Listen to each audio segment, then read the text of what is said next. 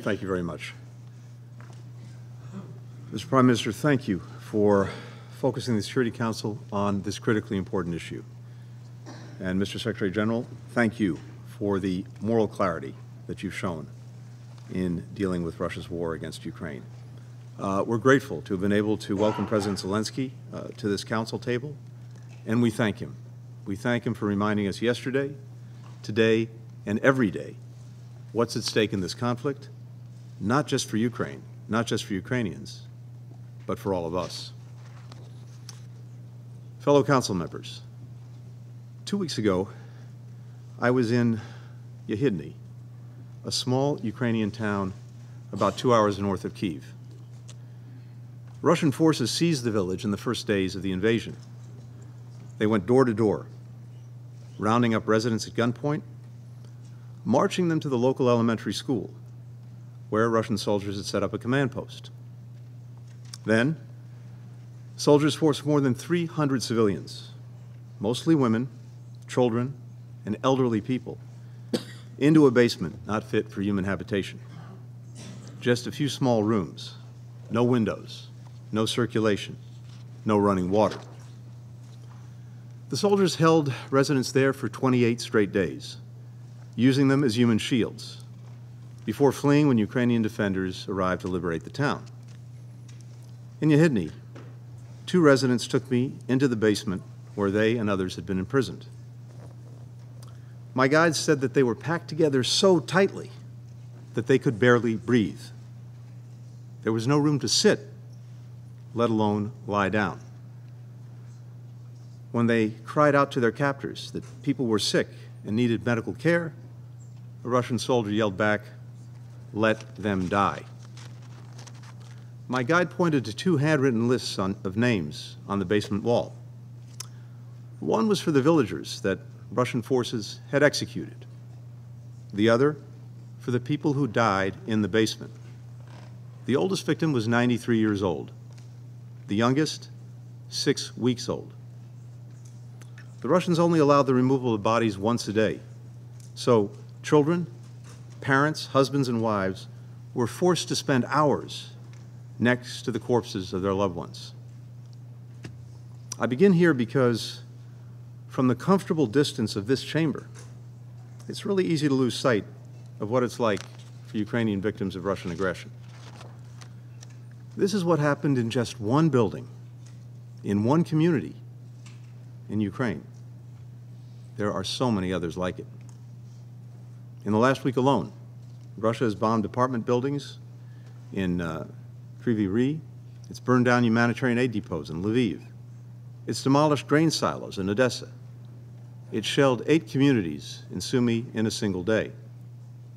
This is what Ukrainian families are living through every day. It's what they've experienced for 574 days of this full-scale invasion. It's what they'll endure tomorrow and the day after that, for as long as Russia wages its vicious war.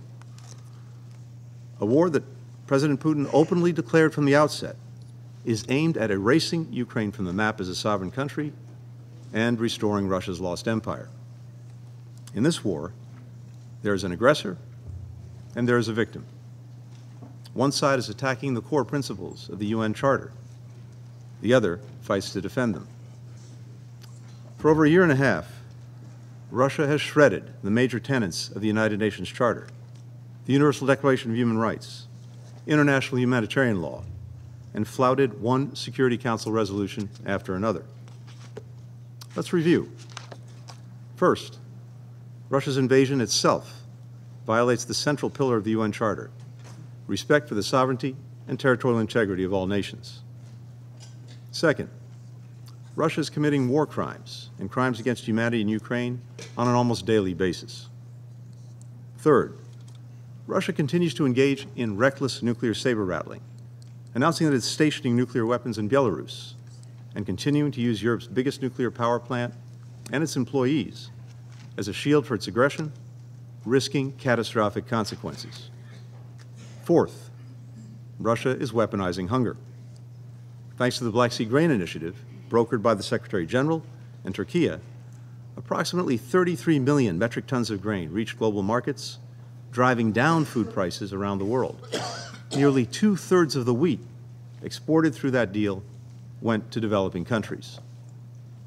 Not only did Putin pull out of the deal, but Russia is now mining Ukraine's fields, bombing its ports and rails, burning its silos. As a result, Ukraine's wheat exports will likely fall by 2.8 million metric tons this year. That is the equivalent of 5.5 billion loaves of bread trapped in the world's breadbasket. Russia, meanwhile, on track for a record year of grain exports. The hungrier the world is, the more Moscow profits. Fifth, Russia is using Iranian drones to attack Ukrainian civilians. Drones that Russia procured from Iran in violation of Security Council Resolution 2231. Finally, just last week, Russia hosted North Korean dictator Kim Jong-un. Putin said that they discussed ways to cooperate militarily, while Kim pledged the DPRK's, and I quote, full and unconditional support, end quote, for Russia's war of aggression. Of course, the transfer of arms between Moscow and Pyongyang would violate multiple resolutions of this council. It's hard to imagine a country demonstrating more contempt for the United Nations and all that it stands for. This from a country with a permanent seat on this council. President Putin is betting that if he keeps doubling down on the violence, that if he's willing to inflict enough suffering on enough people, the world will cave on its principles and Ukraine will stop defending itself. But Ukrainians are not giving up, for they've seen what life would look like if they submit to Russian control. It's that basement in Yehidny. It's families having their children torn away from them and deported to Russia. Children taken away from their parents and deported far away. It's the rubble of Mariupol. It's the mass graves of Bucha. We are not giving up either. Indeed, since we were last here, a growing number of countries have come together to try to forge a different way forward. In June, over a dozen countries met with Ukraine in Copenhagen to discuss the path toward a just and lasting peace, one that upholds the United Nations Charter and its core principles. 2 months later, more than 40 countries, including many members of this council, carried forward that discussion with Ukraine in Jeddah. President Zelensky has put forward a 10-point plan for such a peace. President Putin has put forward nothing. Now, some argue that continuing to stand with Ukraine and holding Russia accountable distracts us from addressing other priorities, like confronting the climate crisis, expanding economic opportunity, strengthening health systems. That is a false choice. We can and we must do both. We are doing both. We must work together to tackle the global challenges that are affecting our people, meet the Sustainable Development Goals, invest in a world where all people have an opportunity to reach their full potential. The United States is the world's leading contributor to these efforts. And as President Biden told the General Assembly yesterday, we will continue to do more than our share to answer the imperatives of our time.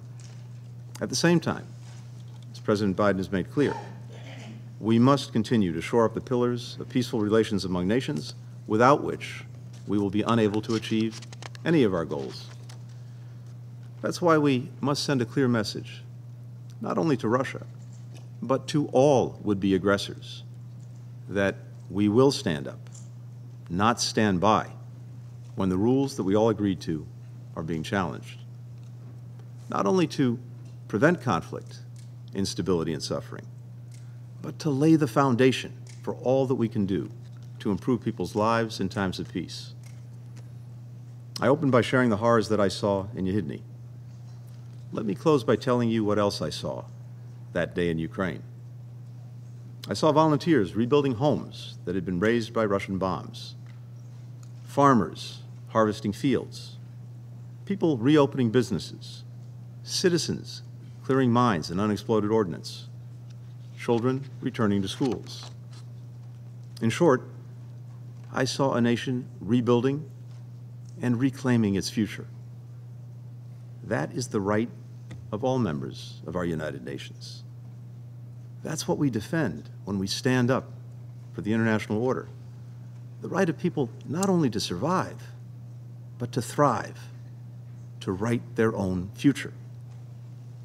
Our people, Ukraine's people, the people of all nations, get to write their own future. We cannot, we will not let one man write that future for us. Thank you.